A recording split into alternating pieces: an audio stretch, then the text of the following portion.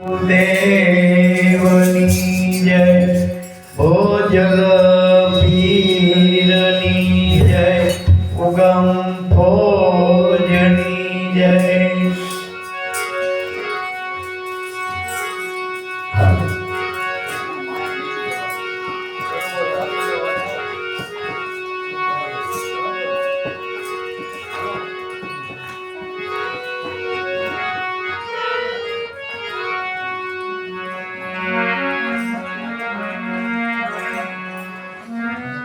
ભક્તિ ભક્ત ભગવંત ગુરુ ચતુર નામ વપુ એક.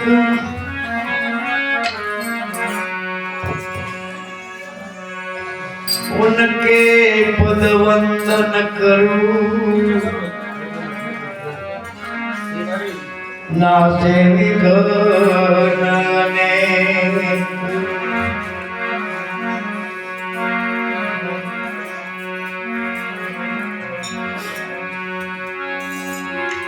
भक्ति करे पाताल में प्रकट होई आकाश.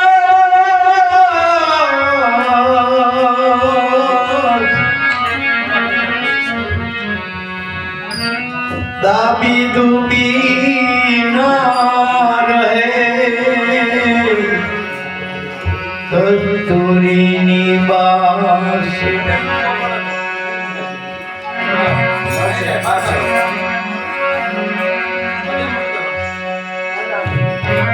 ગુરુ વિના ઉગે નહીં ભક્તિ મોતી કુલ. રવિ રામ કહે પથરા ખેત में એમાં નહીં ફળકે ફૂલ. સદગુરુની દયા વિના સપને મળે નહીં સત્સંગ.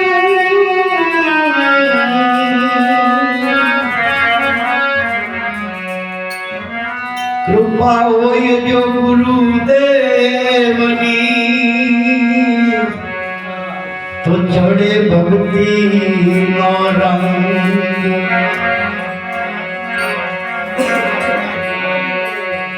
ભૂતળ ભક્તિ પદાર્થ મોટું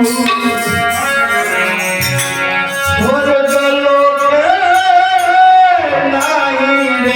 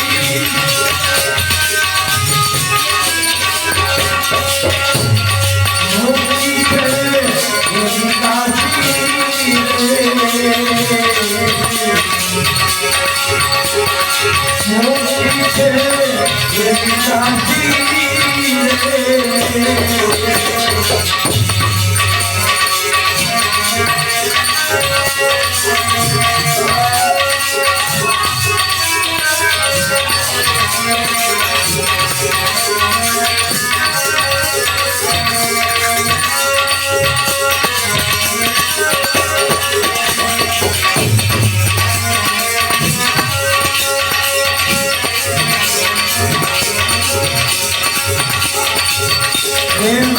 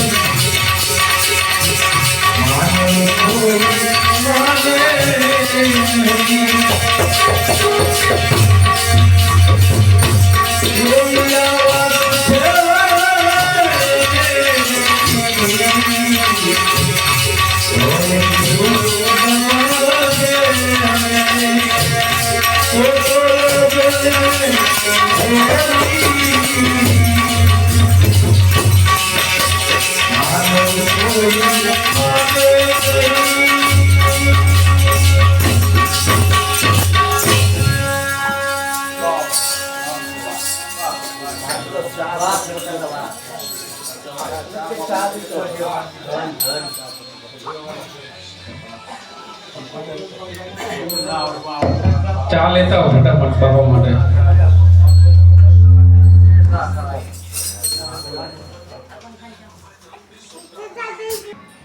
ઘણા પ્રકાર છે.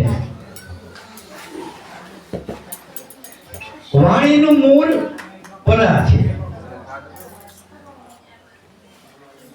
એમ ઘણી વખત આપણે વાત કરીએ છીએ. પરા પશ્યંતી મધ્યમાં અને વેખરી. એમાં પરા પશ્યંતી મધ્યમાં એને તો કોઈ અંતરદ્રષ્ટિ વાળા જાણે છે. વેખરી સર્વને ભોગ છે. વિખર એટલે સ્પષ્ટ, જે જીભે બોલાય છે ને કાને સંભળાય છે. પણ ઈ લોટકો તો કળશે જવાનો ઈ ને પાણી પીવાનો ઈ. એમાં તો સત અને અસત બંને છે. ઠીક રસોડામાંથી અવાજ આવે છે, પ્રોફેસર?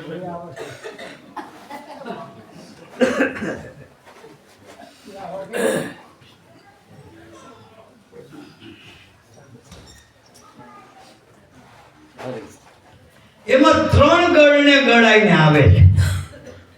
એ ગણના એને કોઈ અંતરદ્રષ્ટિ વાળા જાણે છે.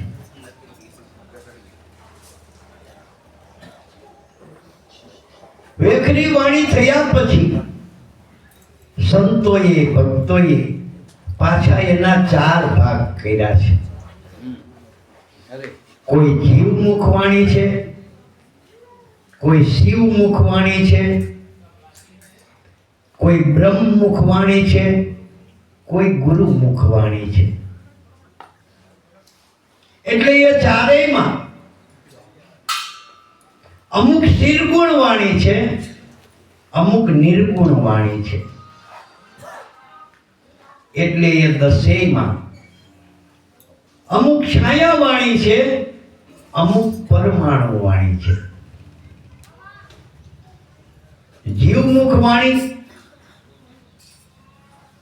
તને મળ્યો મનુષ્ય અવતાર માંડ કરીને, તું ભજો નહીં ભગવાન હેત ધરીને, ખાસ જમના માર પેટ ભરીને, માટે રામ નામ સંભાળ. તે ડાલા દેતી વાણી, રોદડા રોતી વાણી જીવમુખ વાણી છે. શિવમુખ વાણી જ્ઞાન બતાવે છે.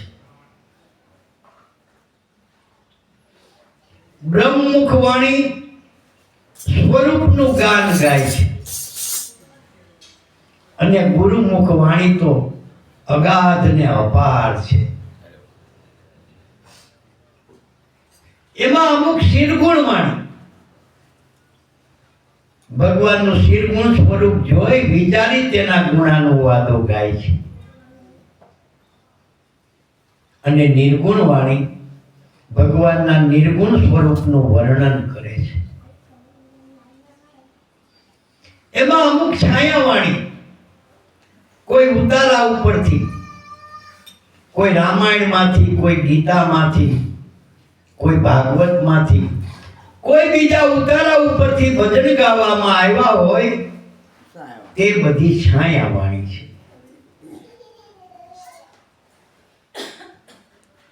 અને પોતાને વહી ઉતરી, ગુણાતીતની ધારા ઉતરી કે શ્રુતિ પ્રગટ થઈ એ પરમાણુ વાણી છે.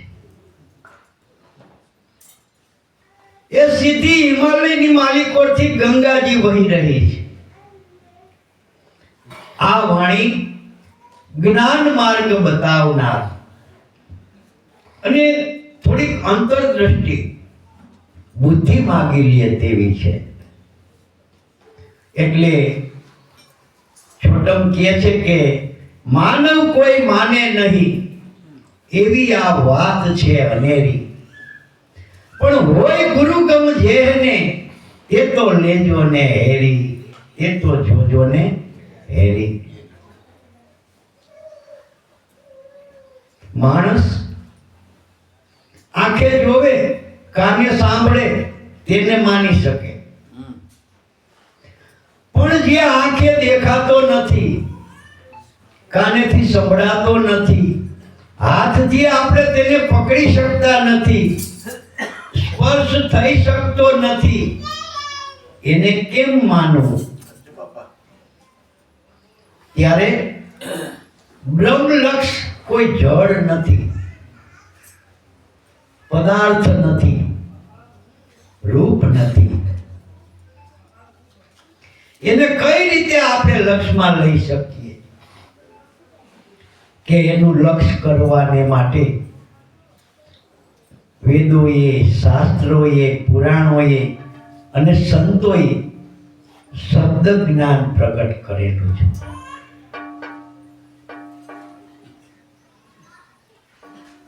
વેદ જે ઓમકાર બ્રહ્મ લક્ષ છે, એકાક્ષર બ્રહ્મ છે એમ કીધું. પણ ભાઈઓ, વિદ્વાનોએ અનુભવીઓએ ઓમકારને માટે ઘણું લખ્યું છે. વેદના સર્વેય મંત્રો ઓમકારથી શરૂ થાય છે. પણ ઓમકાર રૂપી એ અક્ષર એ શું સૂચવે છે? સંતો એમ કહે છે કે ઓમકાર એટલે ત્રિગુણાત્મક જગત અને જગતના આધારરૂપ અર્ધમાત્રા. નજીક આવી જઈને આપણે ઓમકારને જો સમજીએ તો આત્મા સહિત આ દેહ એ બંને મળીને આખો ઓમકાર છે. એ ઓમકારની માલિકો એ તગડો લખાયો છે ને, એ તગડો સ્થૂળ સૂક્ષ્મ અને કારણ દેહ છે. સ્થૂળ દેહ ક્યાં છે? આકાશમાં, પાતાળમાં. તમે બેઠા ઈ પોતે આ સ્થૂળ દેહ. એમાં સૂક્ષ્મ દેહ મન કારણ છે.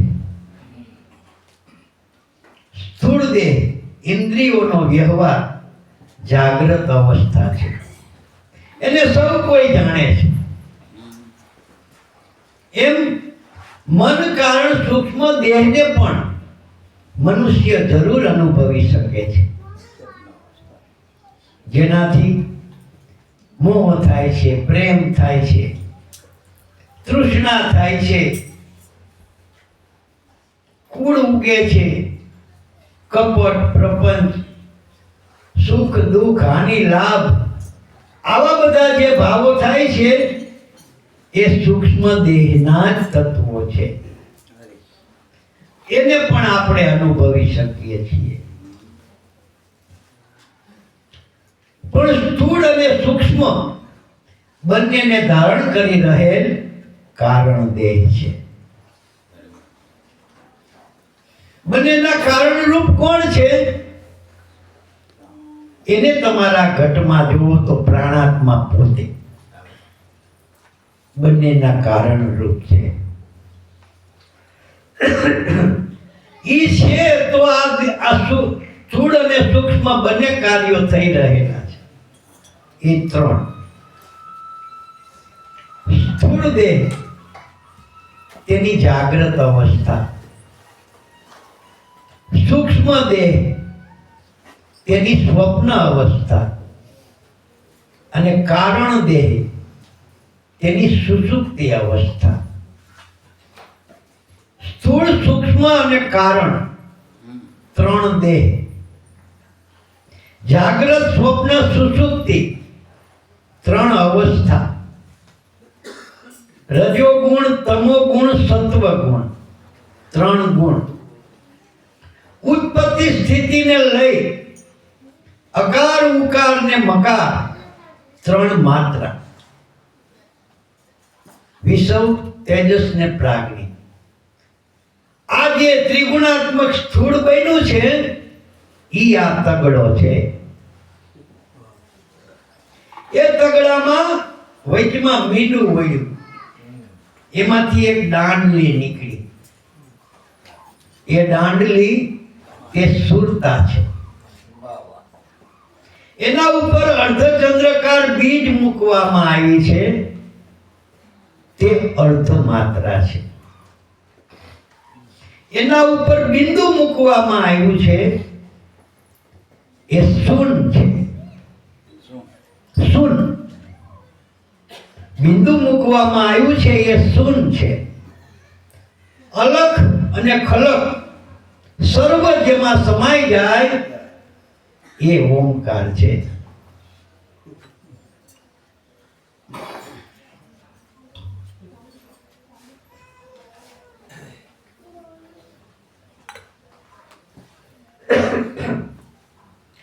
ઓમકારમાં તગડાનું ઉપલું પાંખિયું અકાર છે. વચમાં મીંડું વળ્યું તે ઉકાર છે. અને નીચલું પાંખિયું મકાર છે. અ ઉ અને મ, એ અ ઉ મની સંધિ થઈ ગઈ. ઓમકાર તરીકે તેનો ઉચ્ચાર થાય છે. પણ અર્ધમાત્રા વિદ્વાનોને પૂછીએ તો એમ કહે છે કે ઓમકારમાં પાછળથી ધ્વનિ થાય છે ઓમ, જે મોઢું બંધ કરીને પાછળથી ધ્વનિ થાય છે તે અર્ધમાત્રા છે. પણ ચંડી પાઠમાં માર્કંડેય ઋષિએ લખ્યું છે કે અર્ધમાત્રા સ્થિરા નિત્યા યામિચાર્યા વિશેષતઃ ત્વમેવ સંધ્યા સાવિત્રી ત્વમ દેવી જનની પરા. અર્ધમાત્રા સ્થિર છે, નિત્ય છે, વિશેષે કરીને જેનો ઉચ્ચાર થઈ શકતો નથી. યામિચાર્યા વિશેષતઃ ત્વમેવ સંધ્યા સાવિત્રી ત્વમ દેવી જનની પરા. આ સંધ્યા, દિવસ અને રાત્રિની સંધ્યા, રાત્રિ અને દિવસની સંધ્યા, એમ જીવ અને શિવની સંધ્યા, જીવ અને બ્રહ્મની સંધ્યા, ગુરુ અને શિષ્યની સંધ્યા, એ અર્ધમાત્રાથી જ થાય છે. અર્ધમાત્રાને ટચ કરતું પાંખિયું ઉકારમાંથી નીકળ્યું, મીંડામાંથી. અકાર, ઉકાર ને મકાર, ત્યાં સુધી વેદમાં, વાણીમાં, કોઈ પુસ્તકમાં એ ઓમકારનું વર્ણન થયું છે. પણ સ્થૂળ દેહની અકાર માત્રા શા માટે, સૂક્ષ્મ દેહની ઉકાર માત્રા શા માટે અને કારણ દેહની મકાર માત્રા શા માટે? એ અ ઉ મ, એ જે માત્રા કહી એ કલ્પના છે, અનુમાન છે કે યથાર્થ છે? યથાર્થ હોય તો અકારનો અર્થ શું, ઉકારનો અર્થ શું, મકારનો અર્થ શું, એ ક્યાંય લખેલું નથી. એની સમજણ ક્યાંય દેખાતી નથી. અકાર માત્રા કઈ છે કે તમને તમારા સ્વરૂપનું નિત્ય ભાન છે, તમારાથી અજાણ નથી. બલકે એમ કહીએ તો ચાલે, તમારાથી જુદું નથી. એની અજાણ ક્યાંથી હોય? ગમની અગમ થઈ ગઈ. ગમનું અગમ કેમ થઈ ગયું? ઈ કે સ્થૂળ દેહની અકાર માત્રા મોઢાગર પડી છે. એને જે તત્વની ગમ છે, તમને તમારા તત્વ સ્વરૂપની, એનું અગમ કરી નાખ્યું. દેહાધ્યાસે કરીને આ અંધારું થયું છે. હવે તો કોઈ સમર્થ સંત સદગુરુ મળી જાય અને અકારની માત્રા ઉપર છેદ મૂકી દે તો અગમની ગમ થઈ જાય, અગોચરનું ગોચર થઈ જાય, અકળની કળ જડી જાય. સૂક્ષ્મ દેહની ઉકાર માત્રા શા માટે કહી કે સર્વે ઉત્પત્તિ ત્યાંથી થાય છે. બંને રસ્તા તેમાંથી નીકળે છે, એટલે તેને ઉત્પત્તિ સ્થાન ઉકાર માત્રા કહી. અને મકાર એટલે મહાન, જે સ્થૂળ અને સૂક્ષ્મ જો કે સ્થૂળ જ મહાન છે. સૂર્ય, ચંદ્ર, તારાગણો અનંત અપાર, આકાશ, પાતાળ, પૃથ્વી, અનંત બ્રહ્માંડો, અગાધ જીવજંતુ, વનસ્પતિઓ, પહાડો, નદીઓ, અપરંપાર, જેનું પાર ન આવે એવું એ સ્થૂળ છે.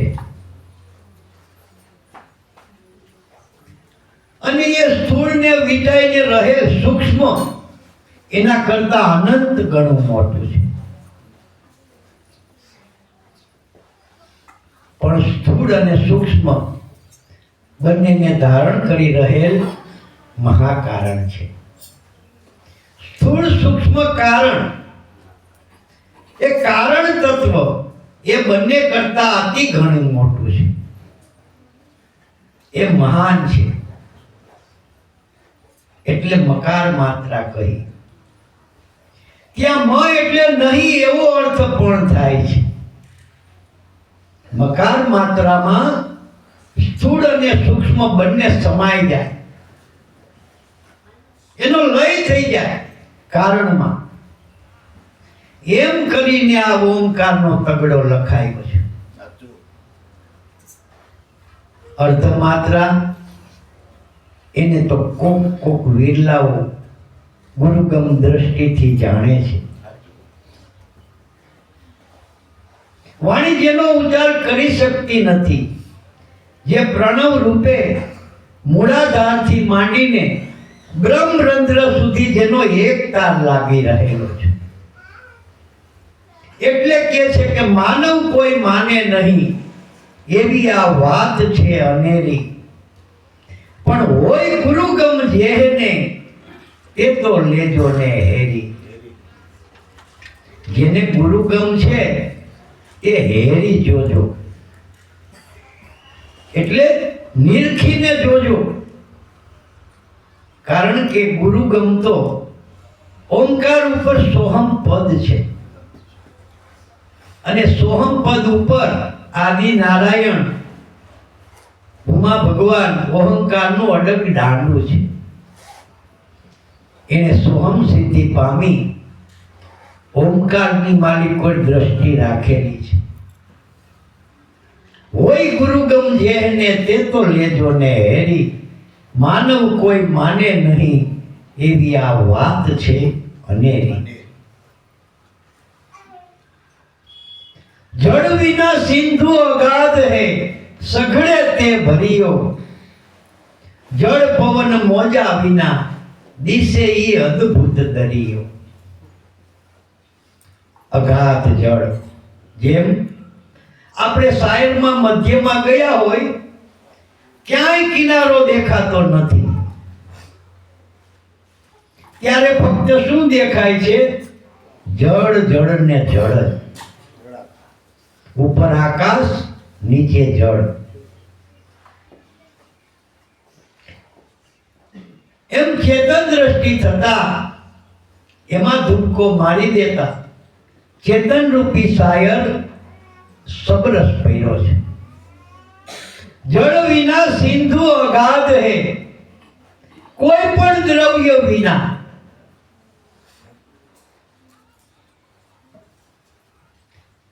એને કોઈ પણનો આધાર લેશ માત્ર નથી, અને તે બે નથી, એક જ છે. સઘળે તે ભરિયો.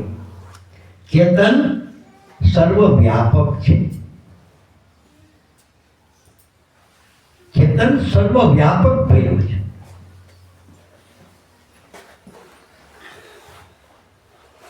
પણ જળ પવન મોજા વિના દિશે ઈ અદ્ભુત દરિયો.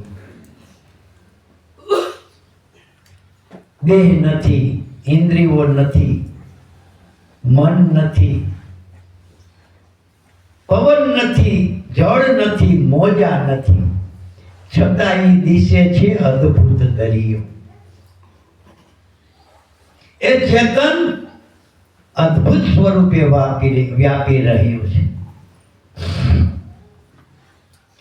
તમને ગોરા પીરાની આણ સુડલા સત બોલો, સત બોલો. કે બિના મેઘ વરસાદ વરસો, એમાં દાદર કરે છે કિલોલ.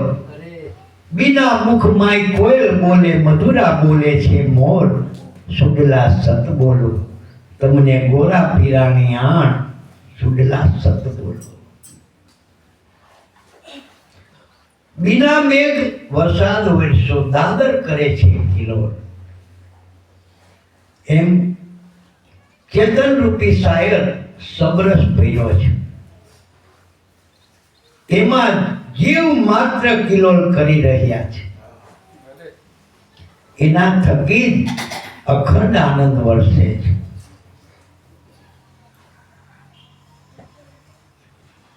એ ચેતન સબરસ ભર્યો છે. એ દરિયો, એ દરિયાના બેટમાં તરુ એક વિજાતી. દરિયાનું બેટ કયું? આ પૃથ્વી. ચેતન રૂપી દરિયાની માલિકો બેટ છે. એ બેટમાં તરુ એક વિજાતી. આ બે એક વૃક્ષ છે. ચેતન દરિયાની માલિકો વિજાતી છે. જે દરિયાની વાત કરી તે ચેતન છે, સબરસ ભર્યો છે. બે છે તે જળ છે. એટલે સજાતી એ સજાતી નથી, વિજાતી છે.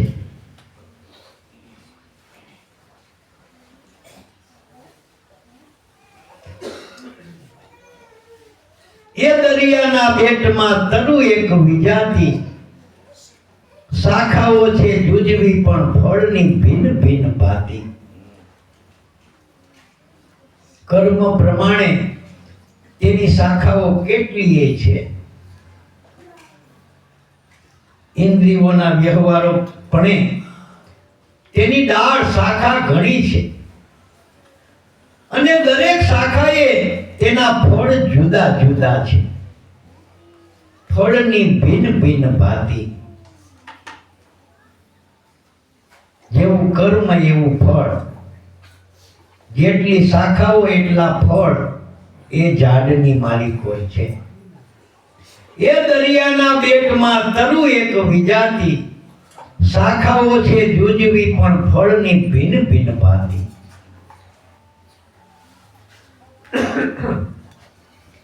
અકળ અનુપમ પંખીઓ કરે તરુ પર માળા. એના રંગ રૂપ દિશે નહીં, કરે શબ્દ રસાળા. જીવ અને ઈશ્વર બે પક્ષી છે.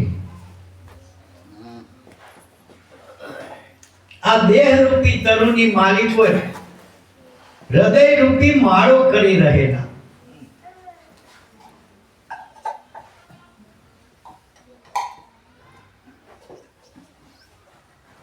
એના રંગ રૂપ દિશે નહીં, કરે શબ્દ રસાળા. બોલનહાર જીવ કયો કે ઈશ્વર કયો એ દેખાતો નથી, પણ બોલે છે તે સંભળાય છે ને. होता है सुनाता है धर से अधर से आवाज कैसे होता है.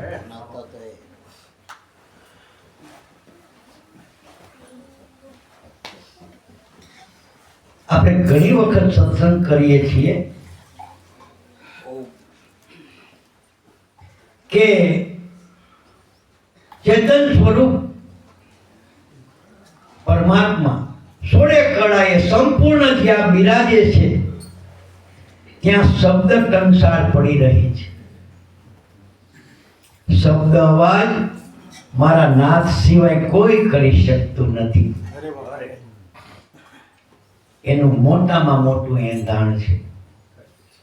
મનુષ્ય દેહમાં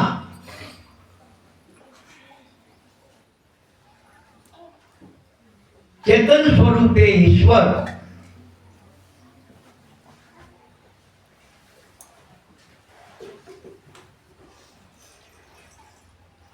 આ મોટામાં મોટું પ્રગટ પ્રમાણ છે જે શબ્દનાદ કરી શકે છે. અકળ અનુપમ પંખીઓ કરે તરુ પર માળા. એના રંગ રૂપ દિશે નહીં, પણ કરે શબ્દ રસાળા. એના રંગ રૂપ દેખાતા નથી, પણ બોલે છે તે સંભળાય છે.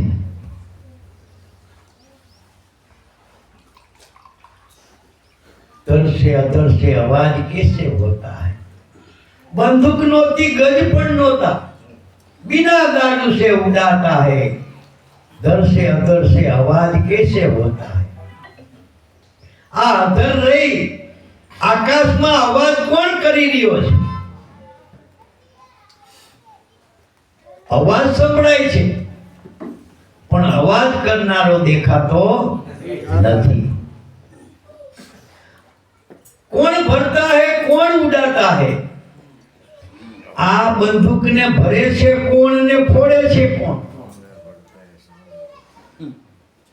એને દેહના આધારની જરૂર નથી,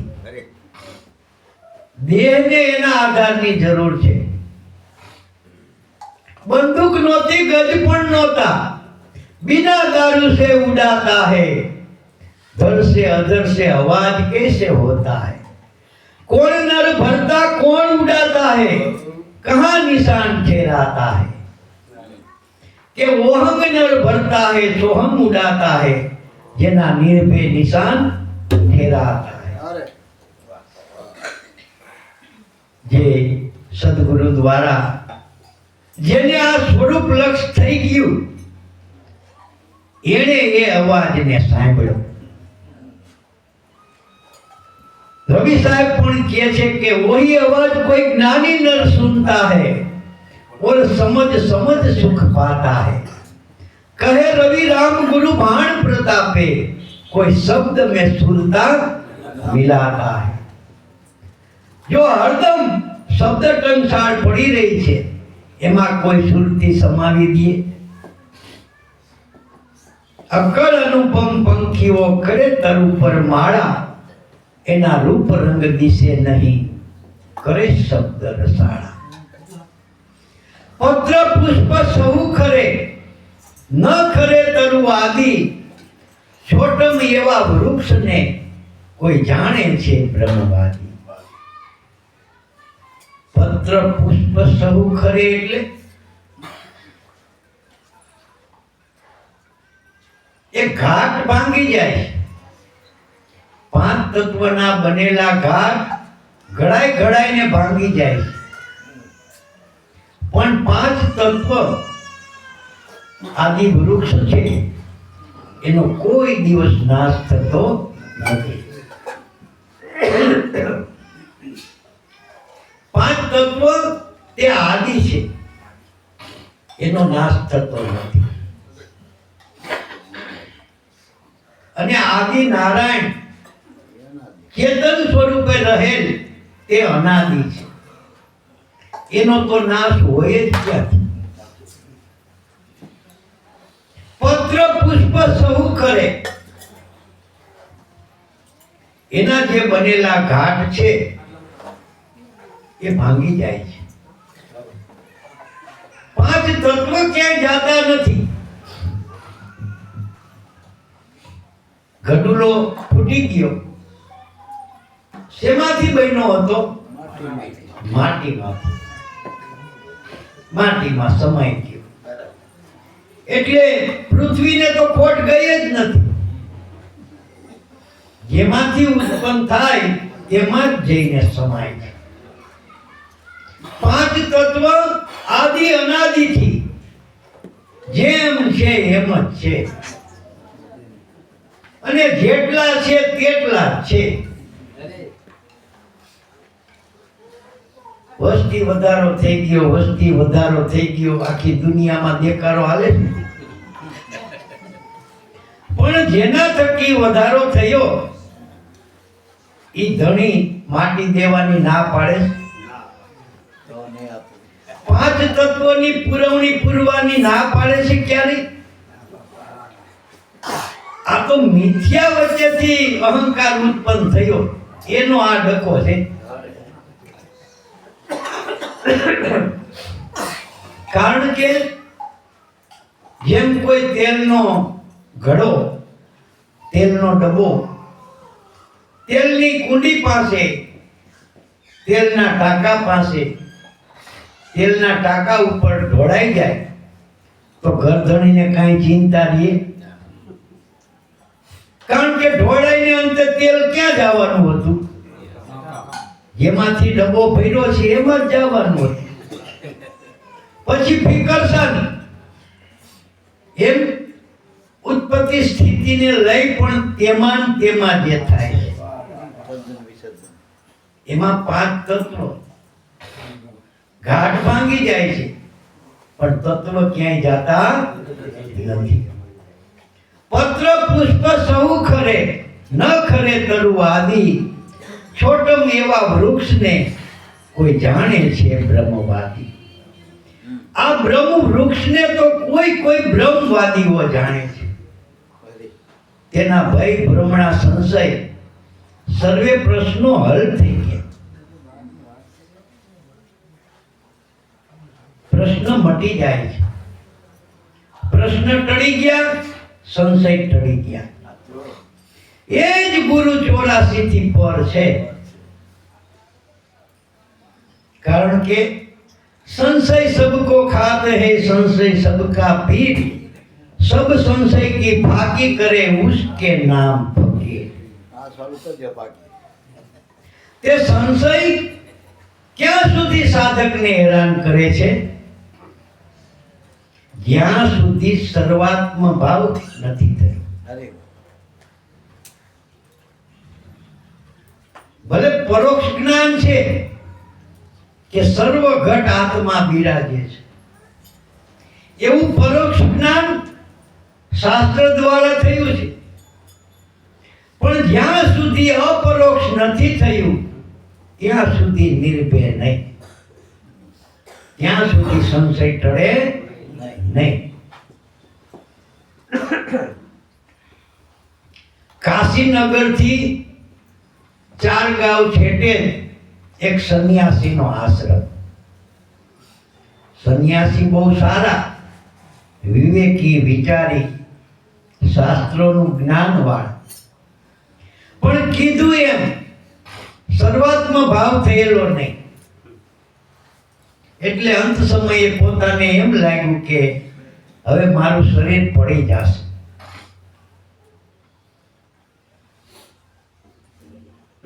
એટલે એવો ભાવ કર્યો.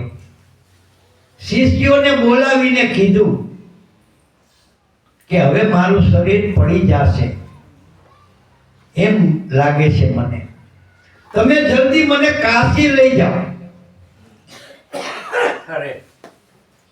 કાશીમાં મૃત્યુ થાય તો એનો મોક્ષ થાય એવી માન્યતા છે.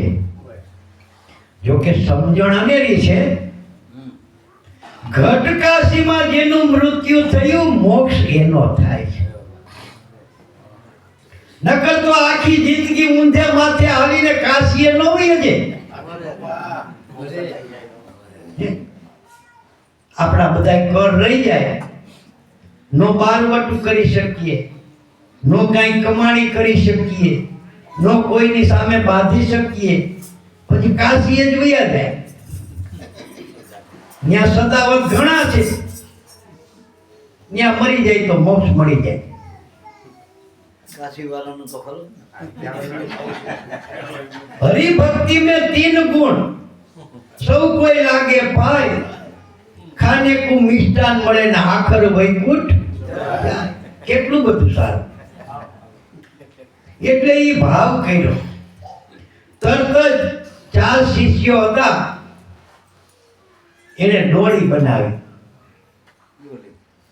એમાં ગુરુ મહારાજને પધરાવ્યા. હાલતા હાલતા 2 ગાંવ છેટે ગયા છે, ત્યાં ગુરુ મહારાજને તરસ લાગી, જીભ ચોંટવા માંડી. એટલે છોકરાઓ તમે જલ્દી મને ક્યાંકથી પાણી લઈ આવી દો, રખેને પાણી વિનાના મારા પ્રાણ જાશે. તો આપણામાં એવી કહેવત છે, એવી માન્યતા છે કે જો માણસ પાણી વિનાના પ્રાણ ત્યજે તો એની અધોગતિ થાય. તૈસો મરી જાય તો સમજી ગયા, તૈસો મરી જાય પાણીની ઝંખના કરતા પ્રાણ ત્યજીએ એની અધોગતિ થાય છે. આ તો શાસ્ત્રો જાણનાર માણસ હતો. એટલે ચારે જણા ચારે બાજુ માંડ્યા ગોતવા, પણ પાણી ક્યાંય નંબરે.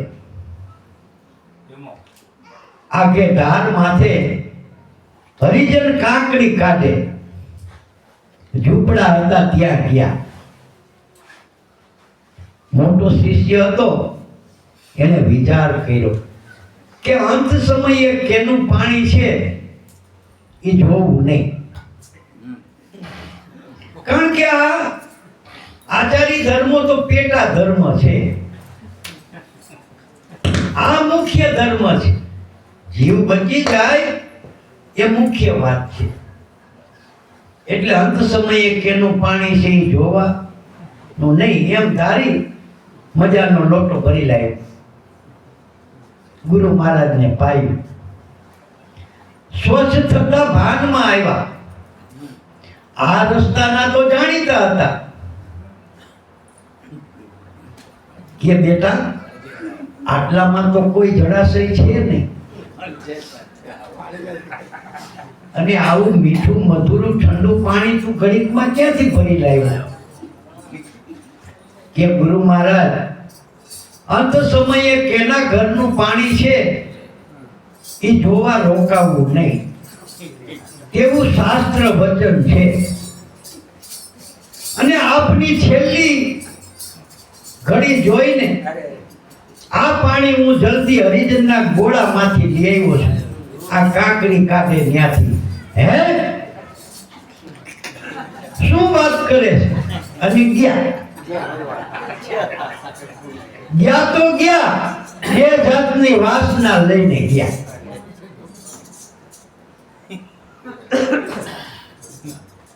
યયમ વાપી સમરણ ભાવમ કેજતી અંતે ક્લેવરમ તમ તમેવ સમાત્મતિ નાન્યથા શ્રુતિ શાસનમ. શ્રુતિનું વાક્ય છે કે અંત સમયે જેવા જેવા ક્લેવરને છોડે છે જન્માંતરમાં તેવા જન્મને પામે છે. એટલે બે વાત રહી. હાય હાય મેં હરિજનનું પાણી પીધું, છેલ્લે મને અભડાયું. બીજું એ કે મારે કાશીનગરમાં મરવું હતું. અને ત્રીજું આ સમજણ ભાવ રહ્યો. હાય હાય અંત સમયે મને આ કલ્પના થઈ, નક્કી મારો અવતાર હરિજનને ત્યાં થશે, પણ મારું આ જ્ઞાન ન જાય તો સારું. એ ત્રણ વિકલ્પોની સાથે શરીર છોડ્યું અને ત્રણેય વિકલ્પ એના સિદ્ધ થયા. કાશીમાં હરિજનને ત્યાં જન્મ થયો. સંન્યાસી મહારાજનો પુત્ર તરીકે ત્યાં જન્મ થયો. પણ પૂર્વના ભજનને હિસાબે અંતરદ્રષ્ટિને લઈને એ ભાન રહી ગઈ કે હું ફલાણો સંન્યાસી છું. આ રીતે મારું મૃત્યુ થતા અહીંયા મારો જન્મ થયો છે. પણ હવે લોક સંપર્કથી દૂર રહેવું, કોઈનો સંગ કરવો નહીં, પોતાના સ્વરૂપમાં જ મગ્ન રહેવું. કોઈ બોલાવે તો બોલે નહીં, જાણે સાંભળતો જ નથી. બોલે નહીં એટલે મૂંગો. બેરા મૂંગાની જેમ જીવન જીવે છે. ટાઢો ટુકડો માતા જે આપે તે ખાઈ લે છે અને ગાંડાની જેમ વર્તાવ કરે છે. એની 12-14 વર્ષની ઉંમર થઈ હશે. એના બાપની નોકરી રાજની નોકરી. સવારના 4 પહોર સુધી 4 ફેરા આખા ગામમાં મારે અને નક્કી કરેલા ચોકમાં જઈને ઢોલ વગાડવું, દાંડી નાખવી, લોકોને ભર નિંદ્રામાંથી જગાડવા, ઈ એની નોકરી હતી.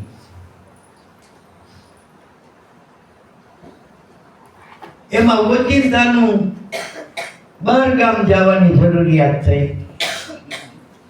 બહુ જરૂરિયાત હોય તો ગામત્રે જાય, નહીં તો જાય નહીં.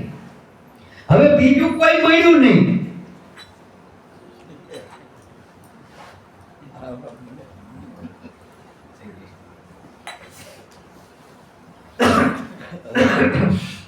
એટલે પોતાના છોકરાને શાન કરી ઢોલ સામે આંગળી ચીંધી. એટલે બોલે હા પાડી જાય છે એમ. રાત પડતા છોકરો ઢોલ કાંખમાં ઘાલી દાંડી લઈને ઉપડ્યો. ગામમાં પ્રવેશ કરતા વિચાર કર્યો કે મારો બાપ તો લોકોને ક્ષણિક નિંદ્રામાંથી જગાડે છે, પણ મારે તો આજે કોકને મહાનિંદ્રામાંથી જગાડી દેવું. મહામોહ નિંદ્રા છે, અજ્ઞાન પણ નિંદ્રા છે. એ નિંદ્રામાંથી તમને કોઈ જગાડી દે? ચોકમાં જઈને તાણીથી ઢોલ ટીપો એટલે માણસ જાગી જાય.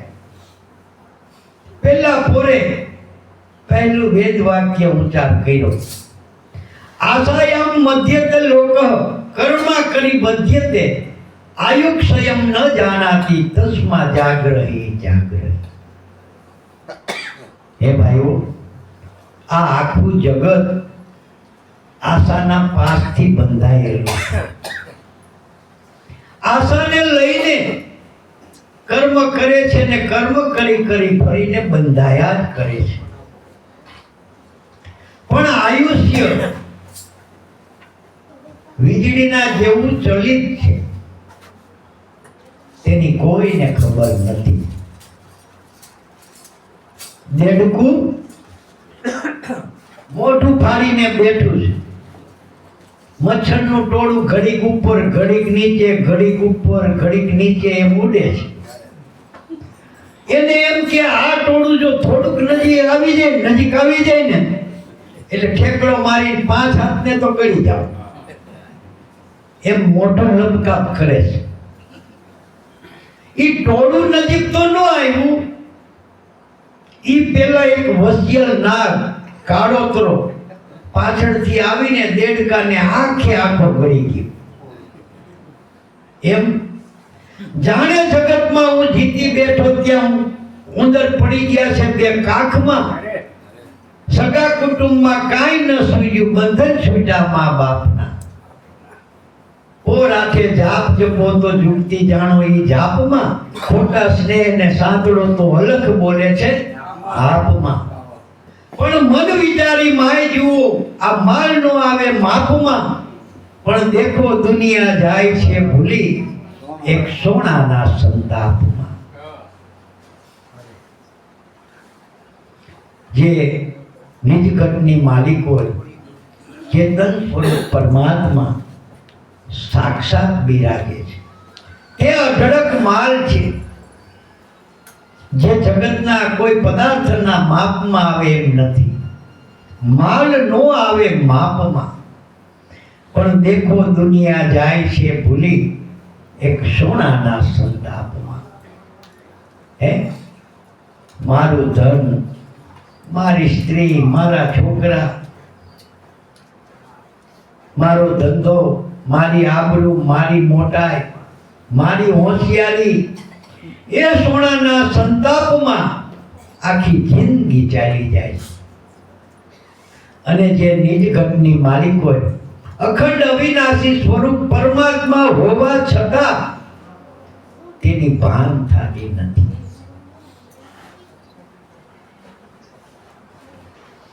આશાયામ મધ્યતે લોક,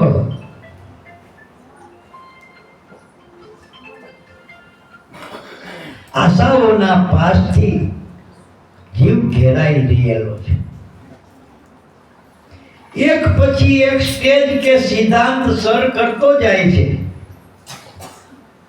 પણ જગતના બાહિર પદાર્થમાં ઈ સ્ટેજની સીડી આવતી જ નથી, ઓલા અગાસી આવતી જ નથી. જો અગાસી આવી જાય તો સીડી પૂરી થઈ રહી ને, પછી પગથિયા ચડવાના રહેતા નથી. પણ પગથિયા છે. 50,000 હોય તો એમ થાય કે 2 લાખ થઈ જાય તો બરાબર.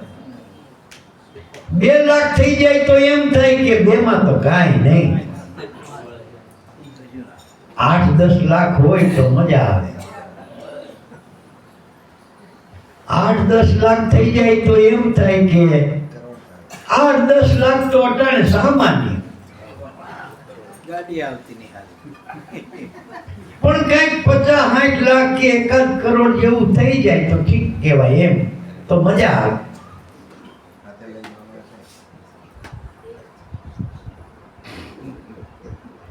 એમ જ્યાં પૂરું ન થઈ રહે ત્યાં પોતે જ થઈ રહે. એ તો થઈ ગયું. વાપરવાનો વારો જ ન આવે. એ પેલા અહીંથી ઉજાળા ભરાઈ જાય છે. આવું ઘણું આપણે નજર જોયેલું છે.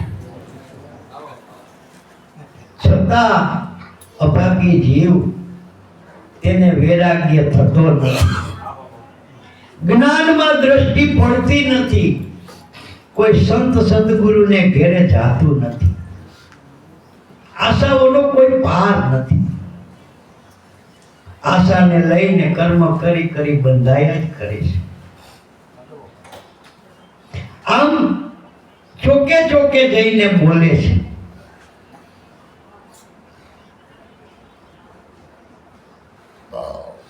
એવી જ રીતે રાજાના કઠોળા નીચે એટલે મેલની પાસે જઈને પેલા તાણીથી ઢોલ ટીપો. રાજા જાગી ગયા.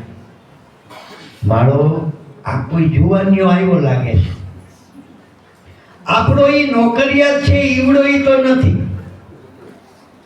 ત્યાં ઢોલ બંધ કરીને આ વેદ વાક્ય ઊંચાઈ કે આશાયમ મધ્યતે લોક કર્મા કરી બધ્યતે આયુક્ષયમ ન જાનાતિ તસ્મા જાગ્રહી. રાજા વિચારમાં પડી ગયા.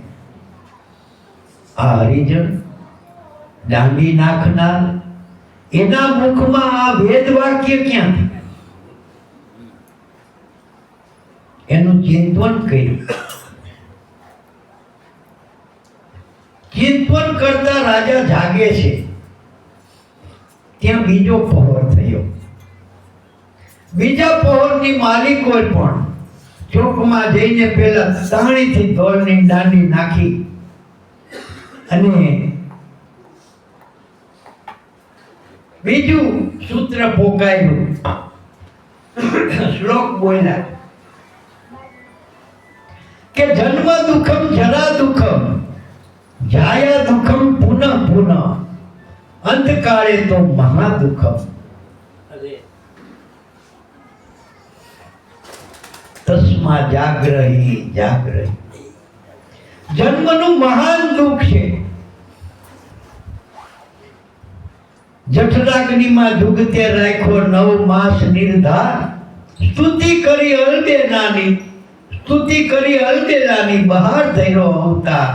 મોહ્યો માયામાં અતિ દુર્ગંધ અશ્લીલ મળમૂત્રનો ખાડો. એની માલિકો ઊંધે માથે રહીને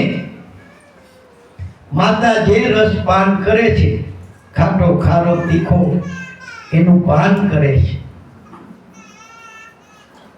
એની માલિકો રહેલા નરકના કીડાઓ ઝટકા ભરે છે. ત્યારે ગર્ભસ્તુતિ જીવ કરે છે કે હે નાથ, હે દીનબંધુ, હે દયાળુ, આમાંથી મારી મુક્તિ કરો. હું કદી પણ તમારું નામ ભૂલીશ નહીં. તમારા નામ સિવાય, ભક્તિ સિવાય હું કાંઈ કરીશ નહીં. એવો કોઈ વચન દઈ બહાર આવ્યો, પણ આવી આ મોહમાં ચિત્ત લગાયો, ધીક ધીક હરિ કો ગુણ ન ગાયો, બે વચનનું દાન ભજન બિન ન રહે પશુ સમાન. જન્મ દુઃખમ જરા દુઃખમ, વૃદ્ધાવસ્થાનું એવું દુઃખ છે કે બરકીને બોલાશે નહીં. બોલાવો હોય તો શાન કરે, પણ બોલાતું નથી. પછી હરિભજન કેમ ગવાશે? પછી કદાચ હરિભજન ગાવાનો ભાવ થશે તોય બોલાતું નથી, આંખે સૂઝતું નથી, કાને સંભળાતું નથી, પગે ચલાતું નથી. જે ખાય છે એની ઉલટી થઈ જાય છે, ઝાડા થઈ જાય છે. એવું ભયંકર ગઢપણનું દુઃખ છે. અંગ ગળી ગયું, માથું થોડા વાળું થઈ ગયું. અંગમ ગલિતમ પલિતમ મુંડમ, દર્શનમ વિહીનમ જાતમ તુંડમ. વૃદ્ધાવસ્થાનું દુઃખ છે એવું જ જન્મનું દુઃખ છે. આંખે સૂઝતું નથી, કાને સંભળાતું નથી, વાળ ખરી ગયા, મુંડો થઈ ગયો, લાકડીના ટેકા વિના ઊભું થવાતું નથી. છતાં અભાગી જીવ આ સ્થિતિએ તૃષ્ણા છૂટતી નથી. નથી ભોગવાય એમ, નથી સ્પર્શાય એમ, નથી જોવાય એમ, નથી ખવાય એમ. છતાં તૃષ્ણા એવી ને એવી જુવાન છે જેની 20 વર્ષની હતી એવી ને એવી. જન્મ દુઃખમ જરા દુઃખમ, આંખે સૂઝતું નથી, કાને સંભળાતું નથી, લાકડીના ટેકા વિના ઊભું થવાતું નથી. છતાં જીવ નજરે જોવે છે ને ભોગવે છે, છતાં જીવને વૈરાગ્ય થતો નથી. ભગવાનનું નામ યાદ આવતું નથી. એમાંથી છૂટવાને માટે સમરણ કે ભજન સિવાય બીજા કેટલાય ઉપચારો રચે છે, પણ આ જે અફર ઉપચાર છે એમાં ધ્યાન પડતું નથી. જન્મ દુઃખમ જરા દુઃખમ, પુનરૂપી મરણ જનનમ, પુનરૂપી મરણમ, પુનરૂપી જનની જઠરે જઈને સૈનમ. ય સંસારી ખલ દુષ્કારી, કૃપયા ત્રાહી ત્રાહી મોરારી. ભજ ગોવિંદમ ભજ ગોવિંદમ ભજ મૂઢ મતે. હે મૂઢ મતી, ભગવાનનું ભજન કરી લે. આ સિવાય આ જગતમાં, આ જન્મમાં, આ ફેરામાં સાર્થકતા બીજી એકેય નથી. અંતકાળે તો મહાદુઃખમ, લાખો વીછીની વેદના થશે. 49 વાયુની જડી ચડી જશે.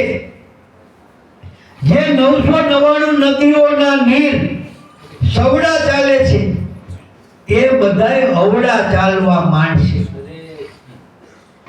એકેય નાડીઓ ઉપર કબજો નહીં રહે, બોલવાની કે સાંભળવાની. કારણ કે ઇન્દ્રિયો રૂપી ઝાડના મૂળિયા તડોતડ તૂટવા માંડશે. પછી કોણ બેલી, કોણ હાથ ઝાલશે? કારણ કે કોઈ ઠેકાણું કર્યું નથી, ક્યાંય લાગવત કરી નથી, ક્યાંય ઉતારો કર્યો નથી, કોઈનાથી સંદેશો મેળવ્યો નથી.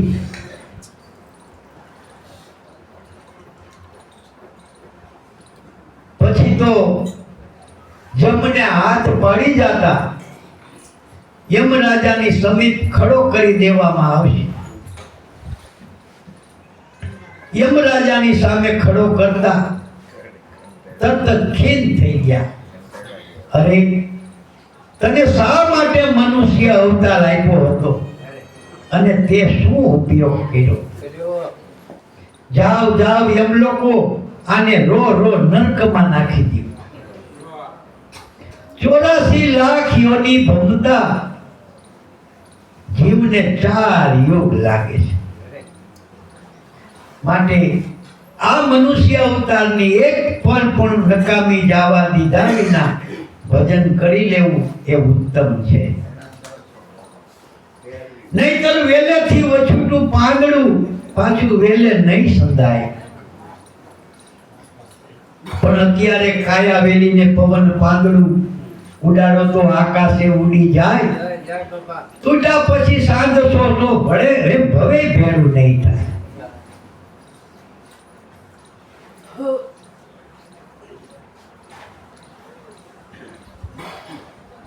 એમ રાજાના મહેલ પાસે જઈને બીજો શ્લોક બીજા પહોરની વાત કરી.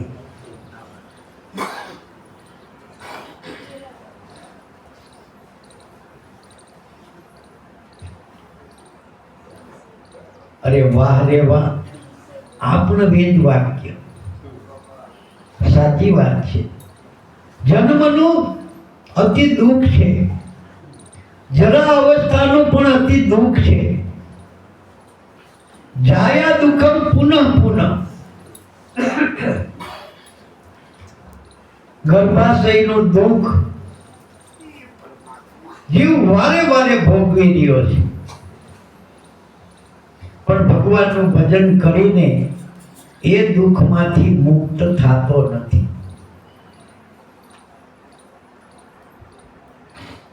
રાજાએ એનું ચિંતન કર્યું ને જાગે છે. ત્યાં ત્રીજો પહોર થયો. ત્રીજા પહોરમાં પણ ચોકમાં જઈને તાણીથી ઢોલની દાંડી નાખી અને કહે છે કે ભાઈઓ, કામ ક્રોધો લોભ મોહ દેહ તિસ્તંતિ તસ્કરા એ જ્ઞાન રત્ન પહાડ તસ્મા જાગ્રહી જાગ્રહી. માણસને દોષિત ઠેરવીએ. ફલાણા ભાઈએ અમારું નખોદ કાઢી નાખ્યું, અમારું ભૂંડ કરી નાખ્યું, અમારા ઉપર બહુ જુલમ કર્યો. કોઈ કરે એમ નથી. બહારના કોઈ વેરીઓ, કોઈ ડાકુઓ આપણને નડતા નથી. આપણને નડે છે આપણા ઘટના ચોર, ઘટના ડાકુ. કારણ કે જો મન નિર્મળ હોય, જો મન શીતળ હોય તો જુગમાં વેરી જીવન હોય નહીં.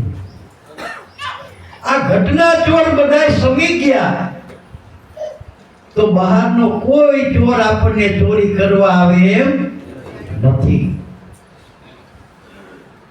કોઈ બાળવટીઓ આપણને હેરાન કરે એમ નથી. આપણને જે હેરાન કરે છે તે આપણા ઘટના ચોર છે. કામ ક્રોધો લોભ મોહ દેહ તિસ્તંતિ તસ્કર. કામ ક્રોધ લોભ અને મોહ એ ચાર ભયંકર ચોર આપણા આસમાનમાં છુપાઈ રહેલા છે.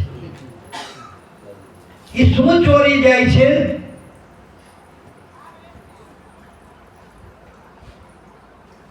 આત્મજ્ઞાન રૂપી ઊંચામાં ઊંચો જે માલ છે એ ચોરી જાય છે. આ જ્ઞાન કોઈની પાસેથી સાંભળવાની જરૂર નથી, વાંચવાની જરૂર નથી.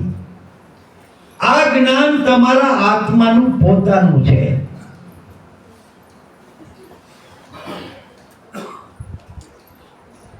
પણ આપણું લક્ષ્ય બાહિર છે, નાશવંત લક્ષ્ય છે. આ શાશ્વત છે, અખંડ છે. અંતરદ્રષ્ટિએ જોતા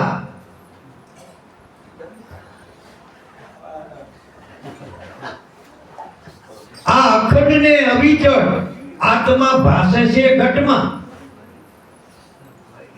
નહીંતર જિંદગી આખી જન્માંતરો સુધી એ ઘટના જે ચોર છે, ખટરીપુ એટલે શત્રુઓ સાથે ને સાથે ફરે છે. કોઈ જન્મની માલિકો જીવને શાંતિ લેવા દેતા નથી.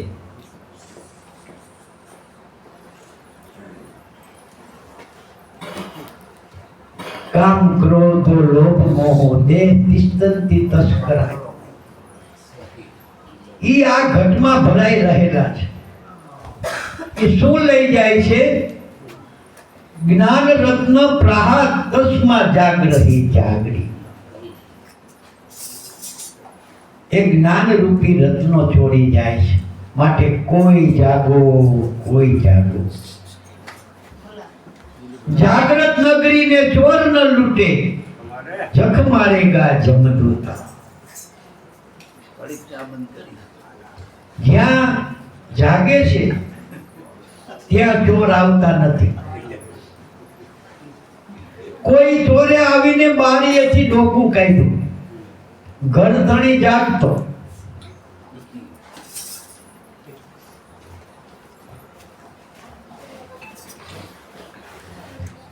એટલે એ કોણ બારી એવું પૂછે?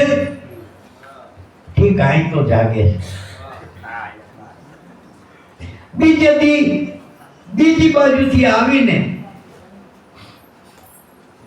વૈડીએથી ડોકું કાઢ્યું. ગરદણી કેલા ન્યા કોણ વૈડીએ ડોકા કાઢે છે? કોનું કામ છે? ન્યાથી ભાગ્યો. ત્રીજી બાજુથી આવીને ડેલીએ તિરાડમાંથી જોવે. ઓલો ગરદણી કે ન્યા ડેલીએ કોણ ઊભું છે? ઉઘાડું. ઓલો ચોર કે ક્યારે આવું જ નહીં. આ તો કાયમ જાગે, નકામો ધક્કો થાય છે. એના કરતા કેટલાય શહેર સૂના પડ્યા છે. આખા કેળા ગળી જાય તોય કોઈ ના પાડતું નથી. જાગ્રત નગરીને ચોર ન લૂટે, જખ મારેગા જમદૂતા. જ્યાં જાગે છે ત્યાં ચોર આવતા નથી.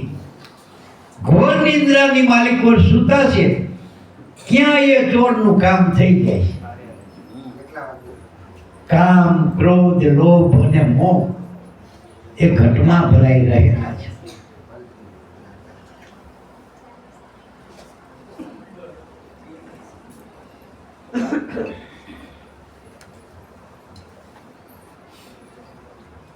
રાજાએ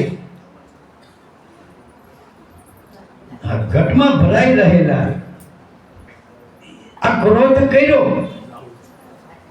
એનાથી આ વેરીઓ ઉત્પન્ન થયા ને.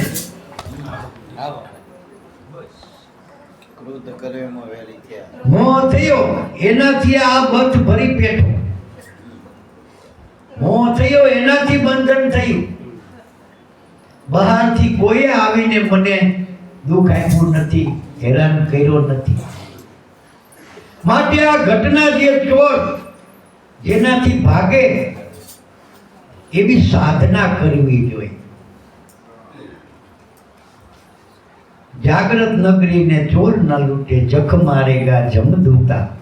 નામ ભજન મેં નહીં નિસ્તારા, એમાં જાગ જાગ મન ક્યું સૂતા. એ જાગ્રત નગરીને ચોર ન લૂટે. જે સદગુરુના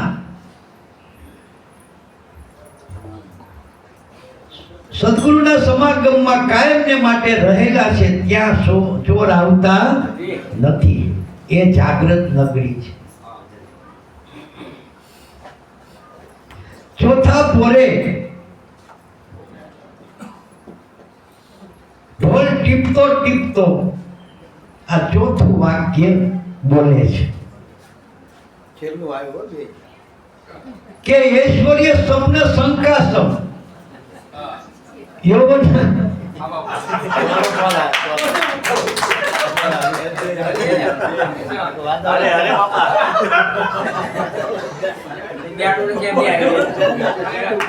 ભાંજા કેળું એ કામ થોડું હોય.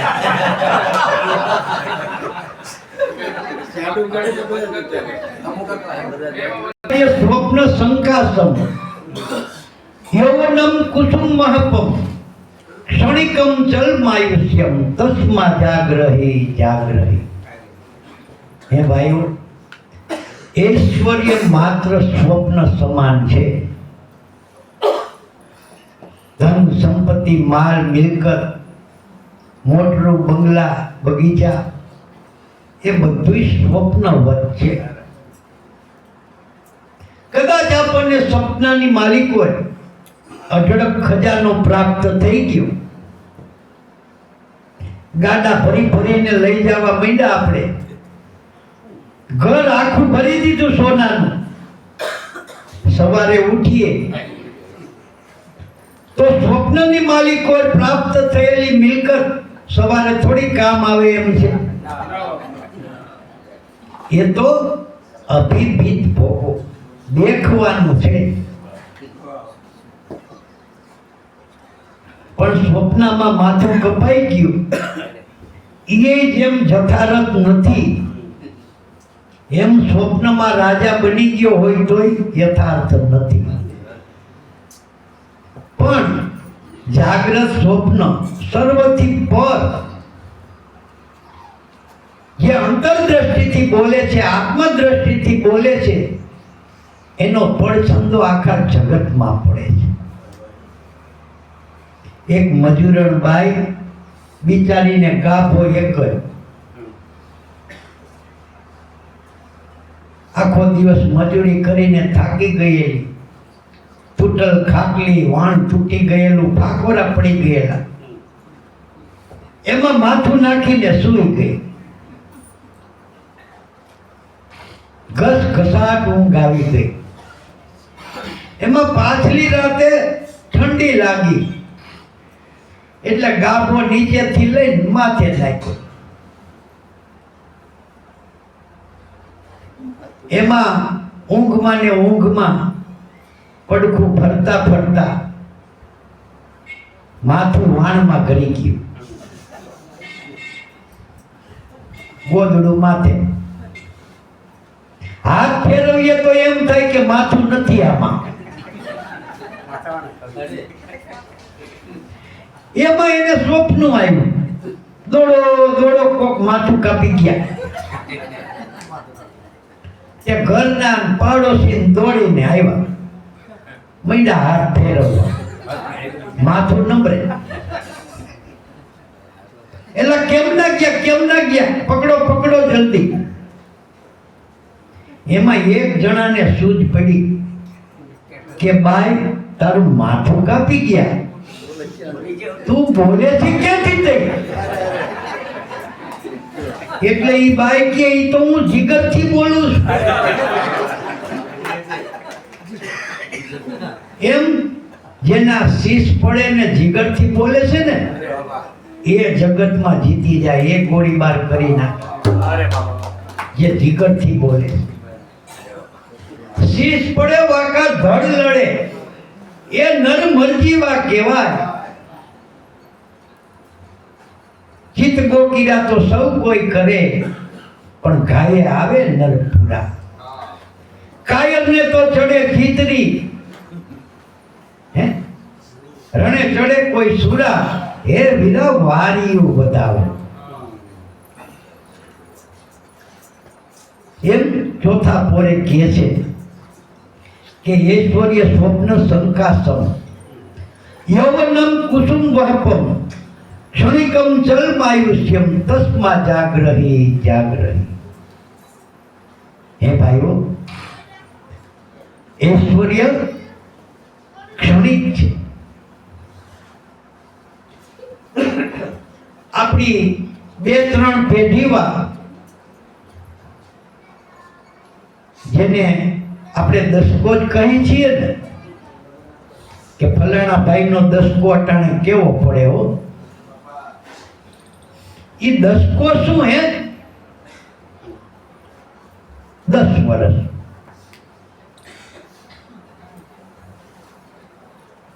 જે ધન છળ કપટથી, અપવિત્ર વિચારોથી, મહાપાપથી મેળવેલું છે એની આવરદા 10 વર્ષ, જેને આપણે દસકો કહીએ છીએ. પણ તેમાંથી સદવ્યય 10મા ભાગનો થાય તો ઘણી પેઢી 7 પેઢીથી એ જ સ્થિતિમાં ચાલી આવતી હોય છે. પણ નીતિ, વિવેક, ધર્મ એ લોકો ક્યારેય જાણતા નથી, એટલે એ સ્થિતિ કાયમ જળવાયેલી. એક વેપારીને ત્યાં બીજા વેપારીનો માણસ, ઝવેરીનો માણસ સારી રીતે પારખ બનેલો, એટલે શેઠે એને નોકરી આપી, મૂળ ગાદી ઉપર પારખ કરવાને માટે બેસાડ્યો. અને એને એટલા બધા ગ્રાહક કે જે ગ્રાહક આવે એ કોઈ ભાવ પૂછે જ નહીં. બૈરાઓ કે સાથે આવ્યા હોય ઈ એક ખાલી લખાવી લિસ્ટ કરાવી દે, આ બાંધજો, આ બાંધજો. ઘેરે જઈને મોટર મૂકી આવે. બિલ તો 2-5 દિવસ કે 15 દિવસે મોકલે. એ તરત જ બિલ ચેક મોકલી દે. આને એમ થયું કે આને તો જેટલું કામવું હોય એટલું કામી શકે એમ છે, આ તો ખોટા સરાફી રહે છે. આ 10 લાખનું બિલ મોકલ્યું, એમાં 1 લાખ ચડાવી દે તો ક્યાં કોઈ ના પાડે છે?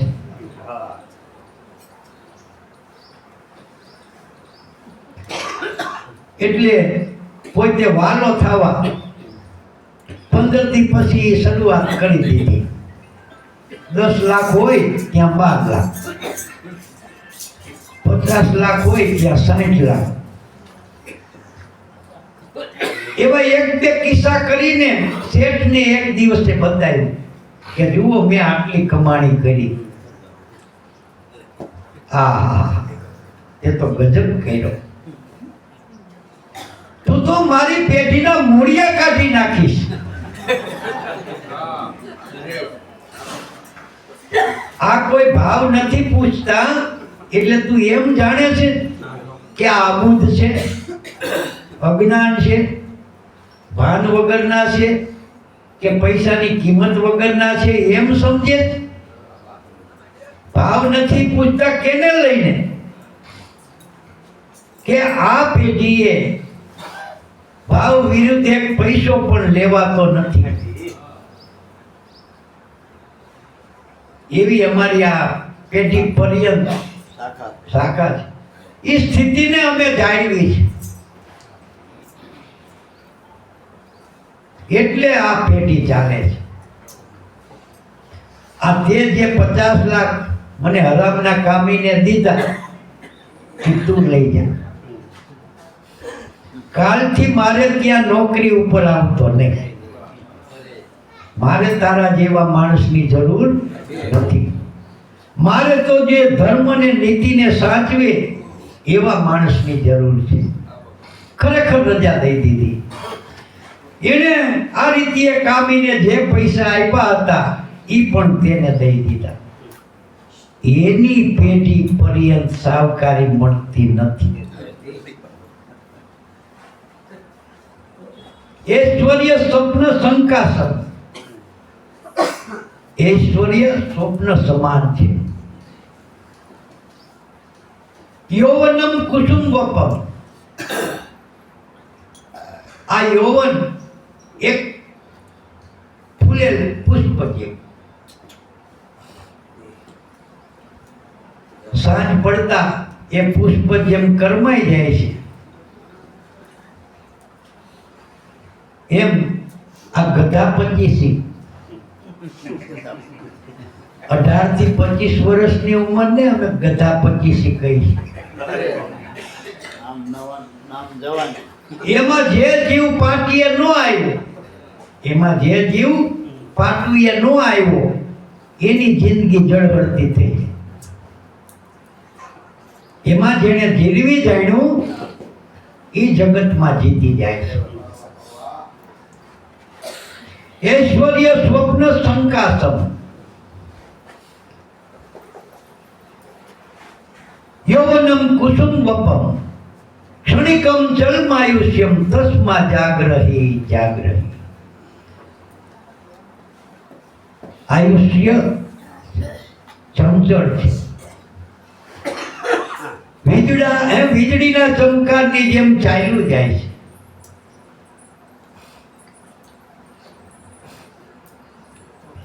આપણે યાદ આવે એમ નાગોડિયા રખડતા હતા,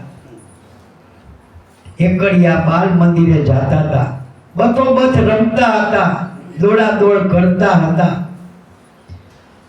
ક્યારે જુવાની આવીને વહી ગઈ ખબર ન પડી. અને આ બુઢાપો આવી ગયો. અરીસામાં જોઈએ ત્યાં માથું ધોળા વાળ વાળું થઈ ગયું. નોટિસની શરૂઆત થઈ ગઈ.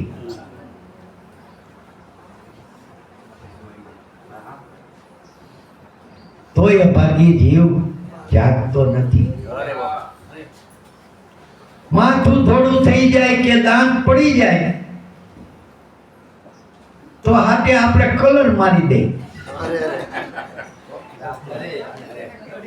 પણ કઈ નોટિસ ને થોડા વશ થાય. દાંત પડી જાય તો ચોખ્ખું ચડાવી દે. નોટિસ ના આ જવાબ આપી દે. પરમાત્માને કહી દે તારે થાય ઈ કર લે. કરી તું શું કરી લેવાનો હતો લે. અમારે ઈ જૂના દાંત કરતા નવા દાંત મનુષ્યની કૃતિના ઓહોના હાલે. કઈ હવા કોઈ નો નીકળે, કઈ હલે નહીં, કઈ દુખે નહીં. બહાર કાઢીને ધોવાય. એટલે જીવ માથા ભારે થઈ ગયો છે. નોટિસને હારતો નથી. પણ જેની ઘડી ઝડતી આવી અને ઝડપી લે છે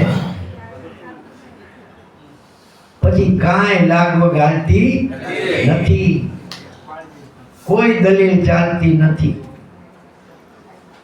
તરત જ હાથ કડી ઠોકી દે. હે પછી બુસ્કોટ પહેર્યો હોય તો ભલે, ઉઘાડે ડીલે હોય તો ભલે, સંડાસમાં ગયો હોય તો ભલે, ભગવાનના મંદિર સામે હાથ જોડીને બેઠો હોય તો ભલે, તરત જ બાંધી મુસ્કે ટાટ ઉપાડી જાય છે. એ સ્થિતિ આવે તે પહેલા પાણી પહેલા પાળ બાંધી લેવાનો. આ મનુષ્ય અવતારમાં સંત સમાગમ એ અવસર છે, એ ઉપાય છે. ક્ષણિકમ ચલમાયુષ્યમ. આયુષ્ય વીજળીના ચમકારની જેમ ક્ષણિક છે.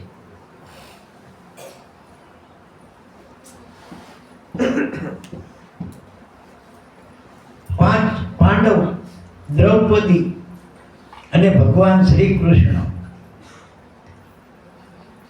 એ ઘરનું મંડળું બેઠું છે અને ભગવાન ખરેખરી આધ્યાત્મિક વાતની માલિકો ગરકાવ થઈ ગયા છે. અણવતે બધા સાંભળે છે. એમાં ભિક્ષુક આવ્યો, બ્રાહ્મણ, સીધો લેવા માટે.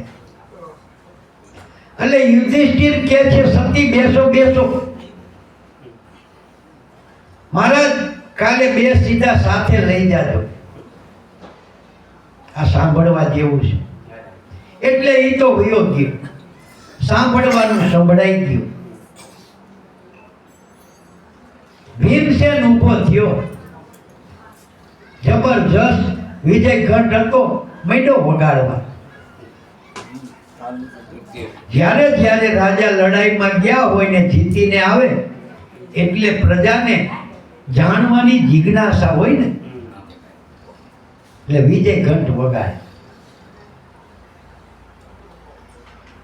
ગામને ખબર પડે આપણા રાજા જીતીને આવ્યા.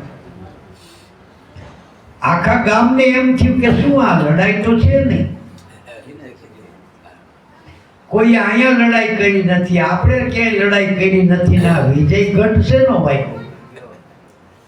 એટલે ભીમસેનને પૂછ્યું કે તમે આ વિજય ઘંટ કેમ વગાડો છો? કે ભાઈ કોઈ લૌકિક 2 ગામડા કે 5 ગામડા જીતા હોય એનોય વિજય ઘંટ વાગે તો એમાં કઈ એની ઓલી છે?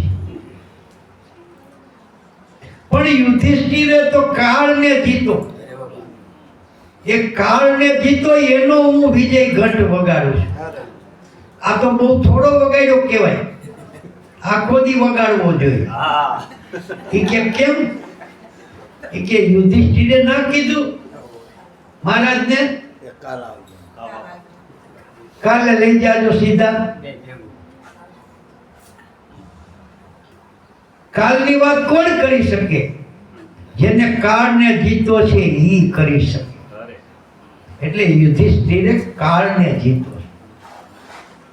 એમ એક શ્વાસાની ખબર નથી આ 12 આંગળ બહાર નીકળ્યો છે, પાછો પ્રવેશ છે કે નહીં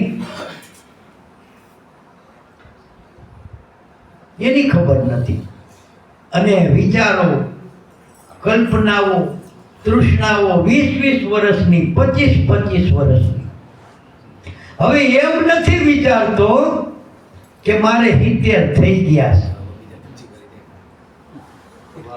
અને આ 50 વર્ષની યોજના માંડીને બેહું છું, આ પૂરી કોણ કરશે?